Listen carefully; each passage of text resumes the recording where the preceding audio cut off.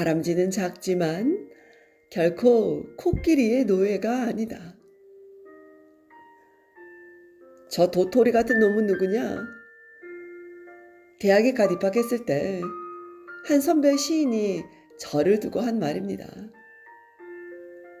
저 밤톨 같은 놈. 20대 때 문단의 어느 모임에서 누가 저를 보고 한 말이에요. 저는 키가 작아 남한테 가끔 그런 말을 듣습니다. 긍정적으로 생각하면 도토리처럼 작지만 제법 똑똑하고 야무져 보인다. 앞으로 기대할 만하다라는 뜻으로 생각할 수 있지만 도토리만한 게 하는 짓이 좀 건방져 보인다고 비하하는 어떤 부정적인 말로도 느껴질 수 있을 텐데요.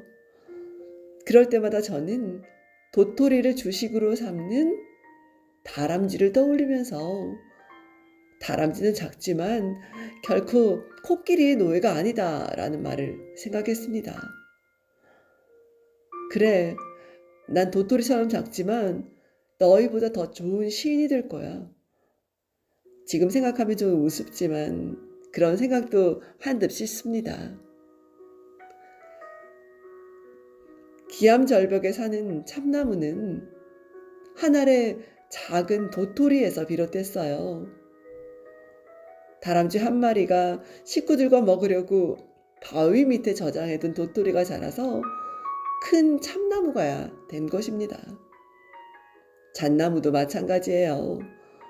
다람쥐 한 마리가 고산 준령을 기어올라 겨우내 먹으려고 저장해둔 작디 작은 한 알의 잣이 큰 잣나무가 된 것이겠죠. 제가 쓴 동화 다람쥐똥에 그런 이야기가 있습니다. 동화 작가 권정생 선생의 대표작 강아지똥을 읽기 전에 쓴 동화인데 강아지똥과 흡사해 저는 제 스스로 그 책 내용을 내세우지 않았습니다. 한 번은요, 섬진강가 참나무 아래에서 김용택 시인과 이런저런 이야기를 나누고 있었는데요. 다람쥐 한 마리가 입에 도토리를 물고 참나무 위로 쭈르르 올라가는 게 눈에 띄었습니다.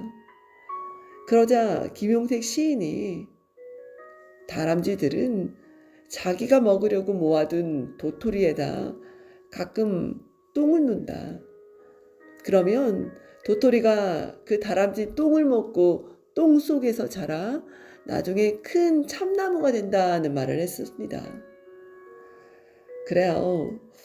아무리 작다 해도 다람쥐는 주어진 자기 역할을 다 해내는 주체적 존재지 코끼리의 노예가 아닙니다. 작다고 해서 큰 것의 노예가 될 수는 없겠죠. 코끼리가 다람쥐처럼 나무 위로 올라가 도토리 같은 나무의 열매를 따먹을 수 없습니다.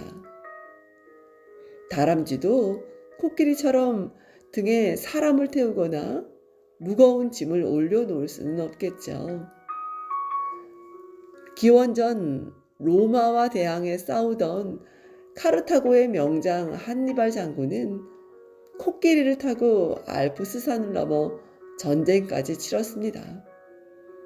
그러나 다람쥐는 사람을 태우고 전쟁터에 나갈 수 없겠지요. 다람쥐는 다람쥐대로, 코끼리는 코끼리대로 각자 주어진 역할과 능력대로 살아가는 주체적 존재일 뿐입니다. 권정생 선생의 동화 강아지똥에 보면 강아지똥은 이 세상에 아무 쓸모없이 태어났다고 슬퍼하고 있지요. 그러나 자신을 영양분 삼아 샛노랗게 피어난 민들레를 보고 자신이 쓸데없는 존재가 아니라 꽃을 피울 수 있는 소중한 가치를 지닌 존재라는 것을 깨닫게 됩니다. 그래서 어느 비 오는 날에는 민들레 뿌리 속으로 스며들면서 자신을 사랑하게 되죠. 저도 남들이 아무리 도토리 같은 놈, 밤톨 같은 놈이라고 해도 저 자신을 그렇게 생각하지 않아요. 그 도토리가 키워내는 참나무와 같은 존재로 생각합니다. 만일 도토리와 같은 존재로만 생각한다면 저는 그만 도토리 같은 존재가 되고 맙니다. 아무리 자신이 보잘것없는 존재로 여겨지더라도 권정생의 강아지 똥처럼 자신의 존재 가치를 발견하고 자신을 먼저 사랑할 줄 아는 게 중요하지 않을까요? 자신을 사랑해야 남도 사랑할 수 있잖아요. 자신을 사랑하지 않고 다른 사람을 사랑하는 사람은 사랑할 줄 모르는 사람이겠죠. 그리고 자신을 사랑하더라도 지금 현재의 자신을 사랑하는 게 중요합니다. 미래의 나를 사랑하는 일 또한 오늘의 나를 사랑하는 일을 통해서만 가능하겠죠. 어느 가톨릭 수도회에서는 수도자들의 수행 과정 중에 반드시 양탄자를 짜게 하는 과정이 있습니다. 다음은 그 수도회에서 전해 내려오는 이야기입니다. 한 수도자가 몇 달 동안 계속 양탄자를 짜고 있었다. 사제가 되는 일과 이 양탄자를 짜는 일이 도대체 무슨 상관이 있을까? 왜 자꾸 양탄자를 짜라는 것일까? 그는 양탄자를 짜면 짤수록 그런 생각이 자꾸 들었다. 그래도 크게 내색하지 않고 열심히 양탄자 짜는 일에 매달렸다. 그러나 시간이 갈수록 그런 고민과 불만은 점점 깊어져 가서 양탄자를 한 자도 더 이상 짤 수 없다는 생각이 들었다.